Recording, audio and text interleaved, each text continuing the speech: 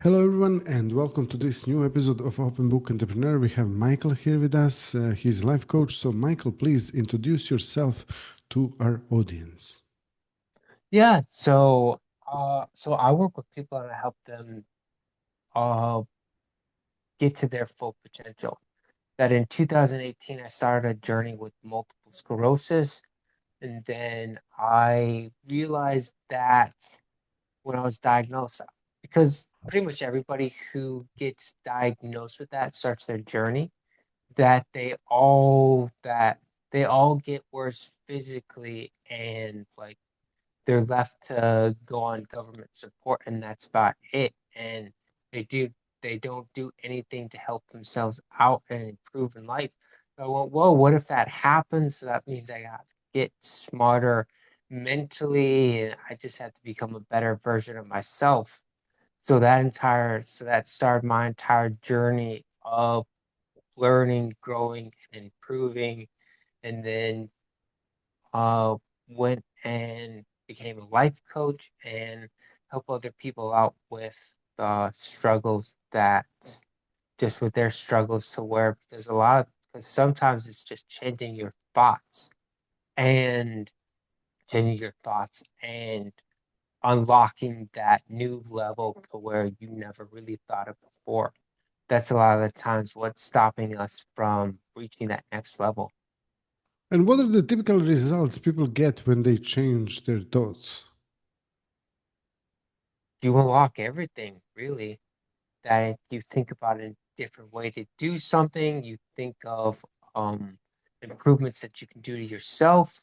You just change how you operate and you go in the world to where you're unlocking that best version of yourself. Okay, excellent. And then on top of that, what are some of the major things you're inspired by in your own business? Major thing, I mean, just journey to grow and a journey to really unlock and become that best version of myself and see others hit that next level to where it's like you tell somebody and then all of a sudden you can see that their eyes change, and then all of a sudden they get this new color like, oh, I can do that. This is possible to achieve all that, and it's better than, like, it's not as hard as I thought it was. Yeah, and what are some of the biggest breakthroughs you actually achieved in your own business? So the biggest breakthroughs I've achieved in my own business, it's that where it's helping people get to that next level. It's also learning, it's also getting to a new level to where I'm growing and I'm developing and where I'm unlocking a new level that's in me as well. Totally. And yeah, so if someone wants to actually get in touch with you or learn a little bit more about you, like how they can do that? Yeah, so that the easiest way would be that on you can get in touch with me on social media. So Facebook page Michael Villines and Instagram Michael J Villines. And my phone number is 208-242-6947. So So those are the ways. Yeah, absolutely. And what are some of the biggest tips you can actually share with your audience if they're looking for a life coach?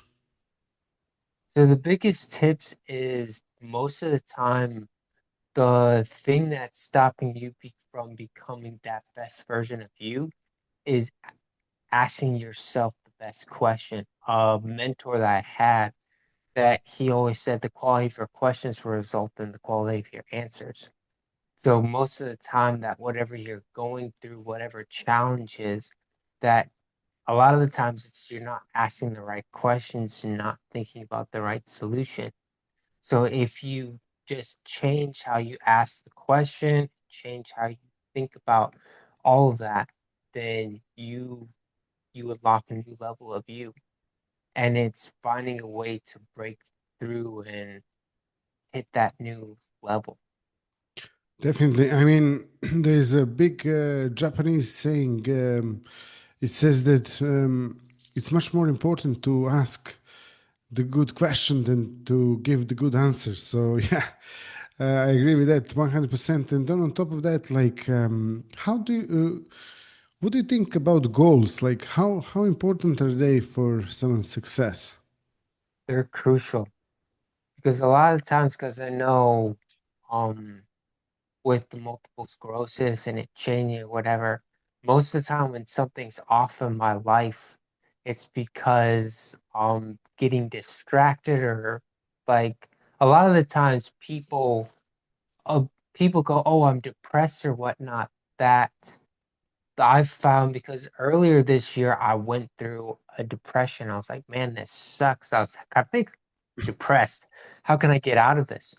So I was like, well, I'm like, can I be 1% better every day? I was like, yeah. I was like, can I work on whatever's going to move me forward? I was like, yeah, I can do that. So it's people putting that focus just on them. When you take that focus off of yourself and start working on something bigger, whether it's relationship with God or business or kids or whatever, that a lot of the times that changes. It's just everybody, even people who have major issues with suicide, the issue becomes when all the focus is on them and they get tired of where they are and they think there's no way out. There is a way out. It's just you can't put all the focus on yourself. You have to take that off of yourself and move it to something else.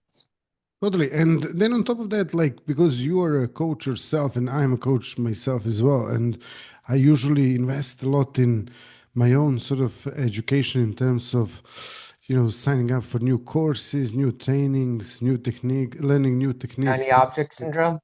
Sorry? Shiny object syndrome? It's not really shiny object syndrome. It's more about like I really want to actually introduce new sort of systems and find out what's happening, deeper and deeper, constantly. So that's really what's my focus. And then on top of that, I hire coaches as well to help me. So what's Right. your opinion on that? Like, do you hire? Are you open to hiring coaches to help you in your own business and stuff, or how is that going? Every coach, so every amazing coach that's out there has a coach. Tony Robbins has a coach. Brendan Bouchard has a coach. And then if you can think of a big name, generally they all have a coach. And I don't know if like the Jocko Willink and David Goggins have one, but they're a little bit different mentally than most people. But the big coaches that everybody looks up to, like Tony Robbins and Brendan Burchard, all those guys are willing to pay and get coaching.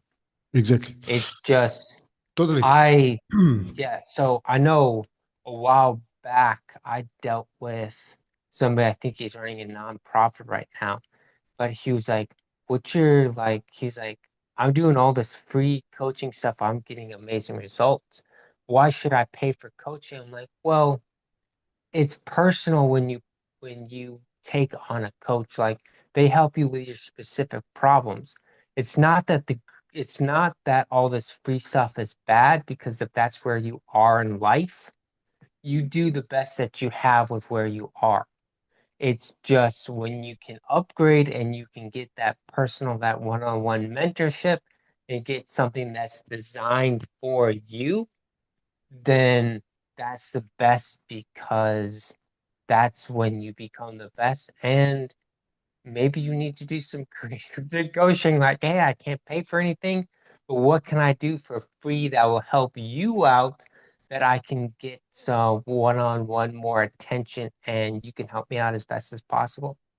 Excellent. Yeah. Michael, thank you so much for being a guest. Thank you, everyone, for watching and listening to this episode. And also, if you liked it, drop us a like, subscribe, and see you all in the next episode. All the best and Yeah, bye thank bye. you for having me.